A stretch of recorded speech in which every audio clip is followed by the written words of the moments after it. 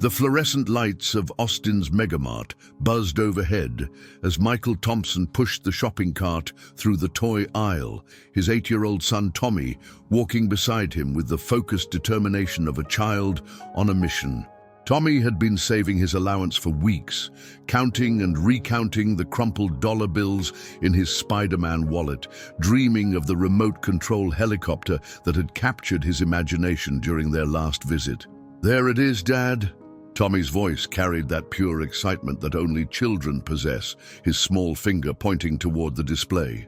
But as they approached, Michael noticed Tommy's expression shift from joy to confusion, his bright eyes narrowing as he studied the price tag. "Dad, this says $35. Tommy's voice was quieter now, tinged with disappointment. "But last time we were here, it was $20. I remember because that's exactly how much I had saved." He pulled out his wallet, carefully counting his bills again. "I have $23 now. Why does it cost more money for the same thing?" Michael felt his stomach tighten. He had been dreading this moment without even realizing it. How do you explain to an 8-year-old that the money in his piggy bank is worth less today than it was yesterday? How do you tell a child that the adults in charge of the world have created a system where the numbers on everything keep getting bigger, but the money in their pockets somehow becomes smaller? "Well, buddy, sometimes prices go up," Michael started, immediately recognizing how inadequate his answer sounded. "It's called inflation. When there's more money in the world, things cost more." Tommy tilted his head, the way children do when they're processing something that doesn't quite make sense. "But I didn't get more money." "You didn't get more money, right, Dad? So if there's more money in the world, where is it?" The question hit Michael like a physical blow. His son had just articulated something that many adults struggled to understand. "That's a really good question, Tommy." Michael knelt down to his son's level, looking into those curious eyes that seemed to see right through the comfortable lies adults tell themselves. "I'm not sure I have a good answer for that right now." They stood there in the bright aisle, surrounded by toys that cost more than they should, while other families navigated around them. Michael watched as parents made quick calculations in their heads, putting items back on shelves, their faces carrying the same expression of quiet frustration he felt building in his chest. "Dad, if our money keeps getting smaller, why don't we use different money?" Tommy asked, his young mind already working toward solutions that his father's adult brain hadn't even considered. "Like money that doesn't get smaller." The innocence of the question pierced through years of Michael's financial conditioning. Here was his 8-year-old son asking why they couldn't simply choose better money, while Michael had never even questioned whether the system itself was flawed. As they walked toward the checkout line, Tommy clutching his wallet with its insufficient $23, Michael realized that his son had just asked the most important financial question of their generation. And for the first time in his adult life, Michael Thompson admitted to himself that he didn't have the answer. But maybe, just maybe, it was time to find one. That evening, Michael sat at their kitchen table with Tommy, a notebook between them and the laptop open to various websites about economics for kids. He had promised his son they would figure this out together, but 3 hours of research had only made him more confused about something he thought he understood. "Okay, so here's what I learned," Michael began, trying to sound more confident than he felt. "Inflation happens when the government prints more money. Think of it like, if everyone in your class suddenly had 100 stickers, then stickers wouldn't be special anymore, right?" Tommy nodded thoughtfully, but Michael could see the wheels turning in his young mind. "But Dad, if the government can just make more money whenever they want, why don't they make enough so everyone can buy what they need? Why do some people not have enough money for food if we can just make more?" The question hung in the air like a challenge. Michael stared at his son, realizing that an 8-year-old had just poked a hole in the entire economic system that he, as a 35-year-old college graduate, had never questioned. "Well, if they made too much money, then—" Michael started, then stopped. "Actually, that's a really good point. I'm not sure why they don't just make enough for everyone." He felt a familiar heat of embarrassment creeping up his neck. When had he stopped asking these basic questions? Tommy was quiet for a moment, drawing circles on the notebook paper. "Dad, do you remember when me and Jake tried to make our own money for our lemonade stand? We drew it on paper and tried to buy candy with it at the store?" Michael smiled, remembering the incident from last summer. "Yes, and Mrs. Henderson at the corner store very politely explained that she couldn't accept your homemade dollars." "Right," Tommy said, his eyes brightening with the excitement of a new idea. "But she accepted our real dollars. So what makes real dollars special? What makes people believe in them?" Michael opened his mouth to answer, then closed it. What did make people believe in dollars? He pulled up another website, this one about the history of money, and found himself reading about the gold standard, fiat currency, and monetary policy. Concepts that seemed to slip away from him the moment he tried to explain them to his son. "It says here that dollars used to be backed by gold," Michael read aloud. "That means every dollar could be exchanged for a certain amount of gold, but that ended in 1971. So what backs our dollars now?" Tommy asked, leaning forward with genuine curiosity. Michael scrolled through the webpage, looking for a simple answer that would satisfy an 8-year-old. "It says, trust. People believe dollars have value because other people believe dollars have value." Tommy was quiet for a long moment, processing this information with the seriousness that children bring to important discoveries. "So our money is like a game where everyone has to keep believing in the same rules." "That's actually a pretty good way to put it," Michael admitted, feeling both proud of his son's insight and deeply unsettled by the simplicity of it. "But Dad, what happens if people stop believing? What happens if the game stops working?" Tommy's voice carried a weight that seemed too heavy for his 8 years. Michael looked at his son, this small person who had somehow managed to ask all the questions that adults seemed afraid to voice. Outside their kitchen window, the suburban neighborhood continued its evening routine, families unaware that an 8-year-old boy was systematically dismantling their understanding of money. "I don't know, buddy," Michael said quietly, "but I think we need to find out." The next morning, Michael found himself in the rabbit hole of Bitcoin research while Tommy ate his cereal. What had started as a simple Google search about alternatives to dollars had led him through a maze of white papers, forum discussions, and YouTube videos that made his programmer brain both excited and skeptical. "Dad, you're making that face again," Tommy observed, spooning Lucky Charms into his mouth. "The same face you make when your code isn't working." Michael looked up from his laptop screen, realizing he had been frowning at a particularly complex explanation of blockchain technology. "I'm trying to understand something called Bitcoin. It might be an answer to your question about different money." Tommy's spoon paused midway to his mouth. "What makes it different?" Michael turned the laptop around, showing Tommy a simple animation of how Bitcoin transactions worked. "Well, remember how we learned that dollars are backed by trust? Bitcoin is backed by math, and it's controlled by computers all around the world, instead of one government." Tommy studied the screen with the intensity he usually reserved for new video games. "So it's like a computer game, but with real money?" "Kind of," Michael said, surprised by how apt the comparison was. "But here's the interesting part. There can only ever be 21 million bitcoins. No one can make more, ever. It's written into the code." Tommy's eyes widened. "So it can't get bigger numbers like our dollars? The helicopter will always cost the same amount of Bitcoin?" "Well, not exactly," Michael said, then paused, realizing he was about to explain something he didn't fully understand himself. "The price can still change, but not because someone decided to make more Bitcoin.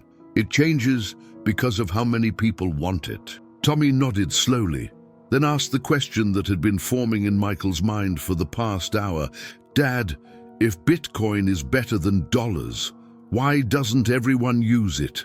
Michael found himself staring at his 8-year-old son, realizing that the child had just asked the trillion-dollar question. I think it's because adults don't like change, even when the change might be better." "But kids like change," Tommy said matter-of-factly. "Kids learn new things all the time." "Maybe that's why you're having trouble understanding it, Dad. You're thinking like an adult." The observation hit Michael with unexpected force. His son was right.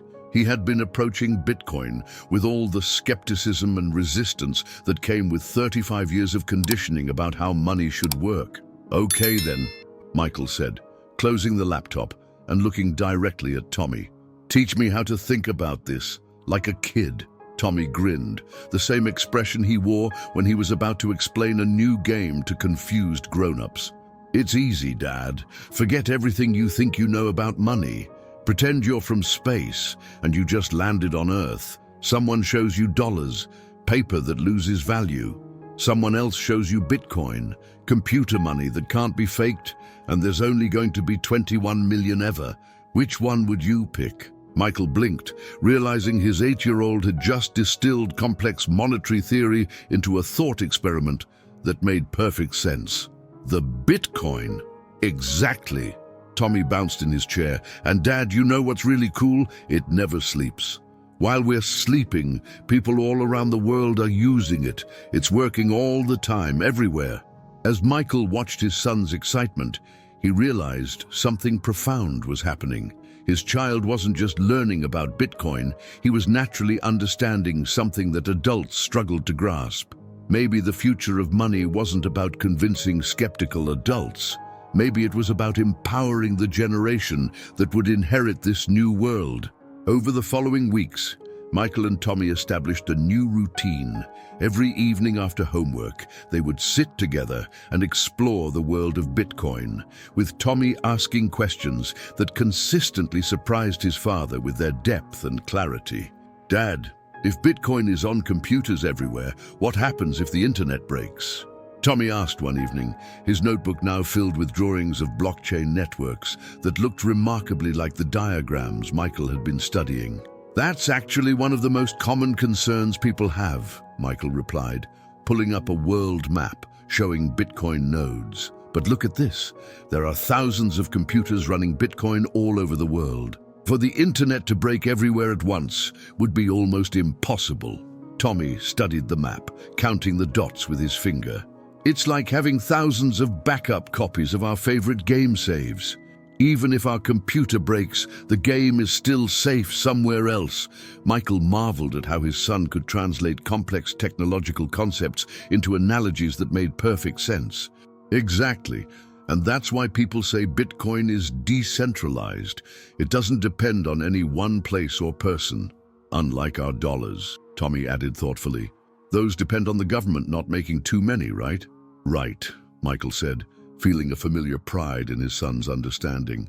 "And governments have a history of, well, making too many." Tommy was quiet for a moment, then looked up with the expression he wore when he was about to say something important. "Dad, I think I want to buy some Bitcoin with my allowance." Michael felt his breath catch.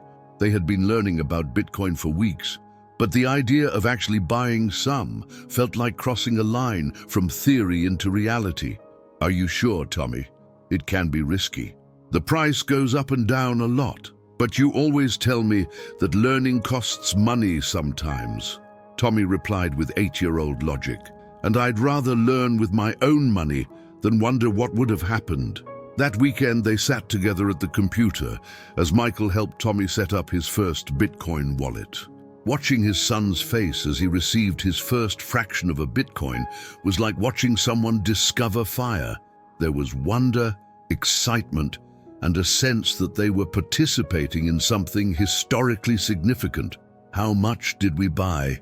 Tommy asked, staring at the numbers on the screen. "About $20 worth. It's called 0.003 Bitcoin, Michael explained. Tommy grinned. "So now I own a tiny piece of the future?" "I guess you do," Michael said, realizing that his son had just articulated something profound. This wasn't just about money, it was about ownership of tomorrow. Over the next few days, Tommy checked his wallet obsessively, watching the price fluctuate up and down. But unlike adults who might panic at volatility, Tommy seemed to view it as a fascinating game. "Dad, it went up $2 today," Tommy announced at dinner. "That means more people wanted Bitcoin today than yesterday, right?" "That's one way to think about it," Michael agreed. "I like that our money tells us what people are thinking," Tommy said. "Regular money doesn't do that. It just sits there getting smaller, Michael looked at his son, this small person who was rapidly becoming his teacher in ways he had never expected. Tommy wasn't just learning about Bitcoin. He was developing an intuitive understanding of market dynamics, global economics, and technological innovation that most adults never achieved. "You know what, buddy?" Michael said. "I think you might understand this better than I do." The transformation happened gradually, then all at once. Tommy's grandparents were visiting for Sunday dinner when the conversation turned to the economy, as it often did these days. Michael's father was complaining about grocery prices, while his mother worried about their retirement savings losing value. "Why don't you just buy Bitcoin, Grandpa?" Tommy asked casually, cutting his chicken with the matter-of-fact tone children use when stating the obvious. The adults at the table fell silent.